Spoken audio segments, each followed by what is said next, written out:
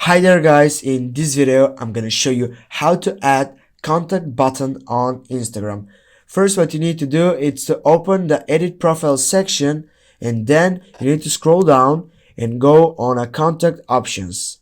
Now as you can see I have just put up my phone number, but you need to fulfill the informations that you need. For example, I need just the first one. Go on business email address and for example first you go on display contact info and you can see it's turning off. You need to turn it on.